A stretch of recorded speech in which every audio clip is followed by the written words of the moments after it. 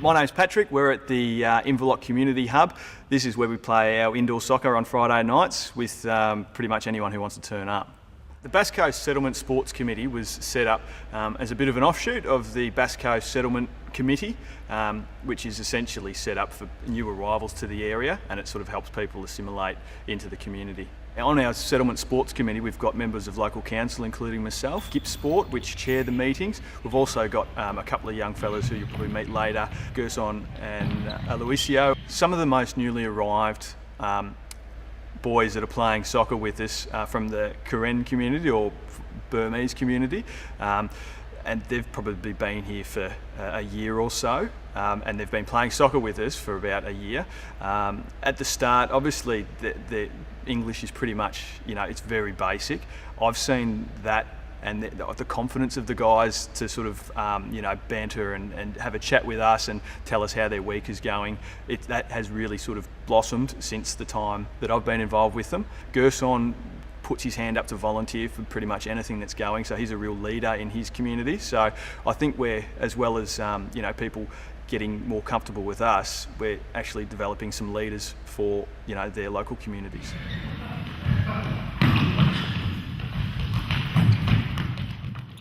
My name's Jean Perini. I work for GIP Sport as a program coordinator in the Bass Coast region, and also started the Inverloch soccer on a Friday night at the Inverloch Hub. We started the soccer group about 18 months ago, and the reason initially was there was a few older guys like myself that wanted to have a kick, really. We involved part of the boys from the settlement community.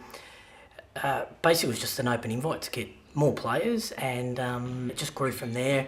We've got a whole range. There's probably, I think at the last count, there was probably about 6 or 7 nationalities. So a big mix, big melting pot.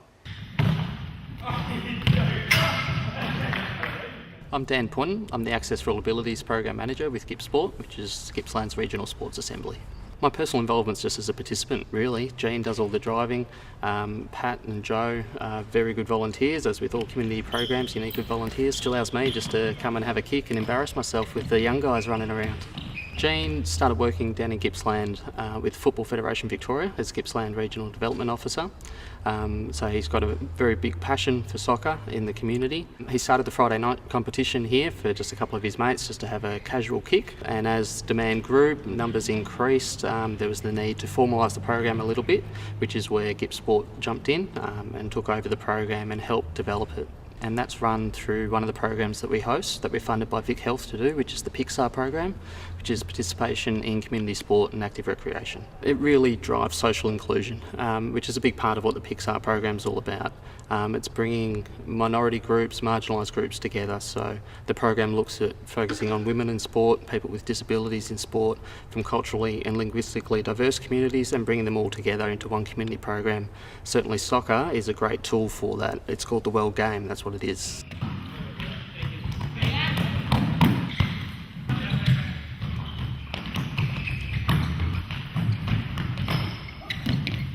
Hi, my name is Aloisio Ferreira, and this is my brother Gerson Pacheco.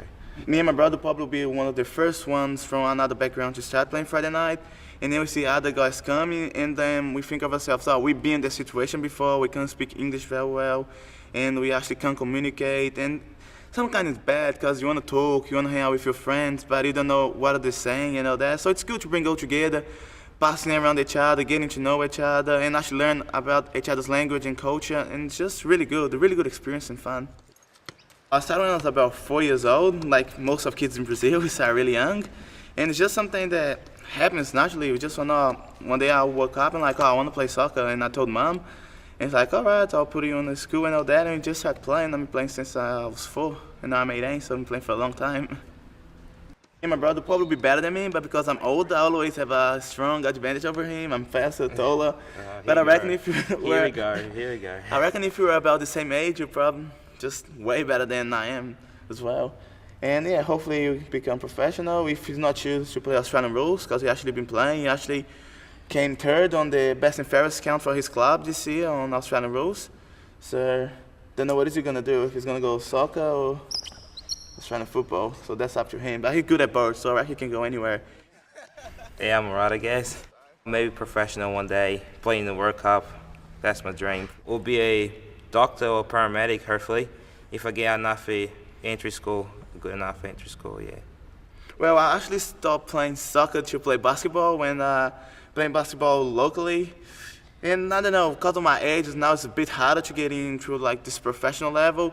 But I'm still playing, not gonna give up. But now I'm really focused on school. I'm year 12 now, so VCE coming up. I have to get my mind on my grades and try to get a good entry score to go to a good uni and do courses and actually become a PE teacher because I love sports and be active. And yeah, now I'm focusing on school pretty much at this moment, but I'm never gonna leave sports. Yeah, he's good. It can get a bit annoying, but you know, it's brother, so brotherly love, eh? Yeah. Yeah, so yeah, he's a really good role model as well, so I really like him.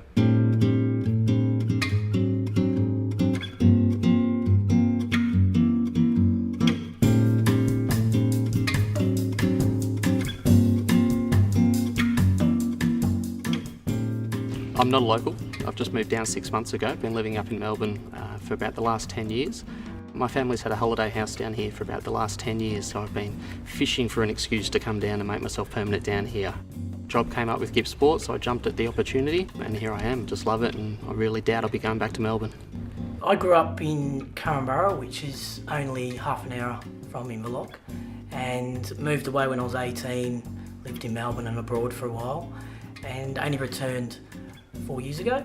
It's been excellent for myself and my family.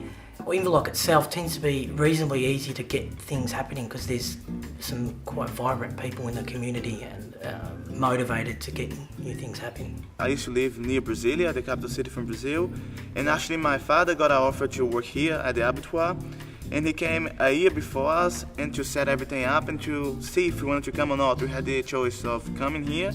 And I sat down, as I talked with my dad through the phone, my brother, mom, and we actually decided to move here. And it was actually a hard decision because I didn't know anything about the country. The language was really different, but again, I really miss my dad. Like a year without him, and like our family is really close. So it was really hard at the start, but then we decided to move here. And it was hard here as well because then I left my cousins, friends, all my grandparents back in Brazil. Yeah, it was hard, but I'm getting used to it. So I've been here for 4 years now, so hopefully you stay here a bit longer. Oh, it's a really good place. It's really welcoming. It's really like warm. Everybody knows everybody. It's really friendly as well. And you pretty much can go anywhere. You can ask anyone for help. So yeah, it's really good. I really like it around here. Except the weather, because it can get pretty cold.